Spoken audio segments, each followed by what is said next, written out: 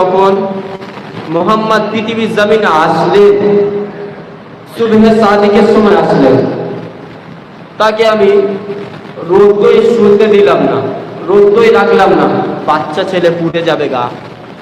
ওই কারণে সারা দিনটা ভাবতে না ব্যয় করে ওকে আমি যখন সন্ধে ডুবে গেল, সন্ধে হয়ে গেল, যখন আবহাওয়া লুকিয়ে গেল, একটু ঠান্ডা ঠান্ডা আবহাওয়া আসছিল, তখন আমি নিয়ে দোলনায় শুইয়ে দিলাম। আকাশের চাঁদ যেন হেলে হেলে চলে আসছে। আমি আমিনা ফট করে ভয় খেয়ে উঠলাম, হায় হায়, আকাশের চাঁদ এসে যেন আমার মোহাম্মদের গায়ে পড়বে না তো আবার।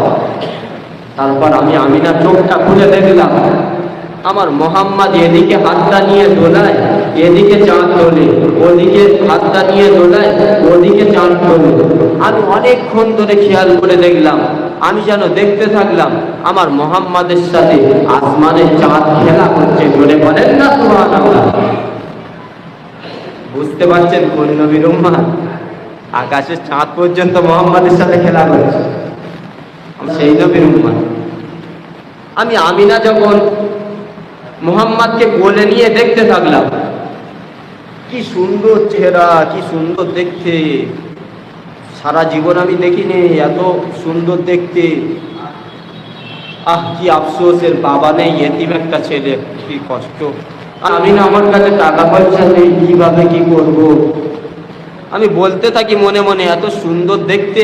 হঠাৎ করে জিবরিল আমিন চলে আসলেন। চলে বলেন সুবহানাল্লাহ। জিবরিল আমিন এসে বলেন, আমিনা তুমি শুধু দেখছো এটা সুন্দর বাচ্চা? আমি আইয়ুবকে দেখেছি, আমি ইউসুফকে কুয়ার মধ্যে দেখেছি, আমি ইউনুসকে মাছের পেটে দেখেছি, আমি ইব্রাহিম খলিলুল্লাহকে নমরুদের আগুনের মধ্যে দেখেছি।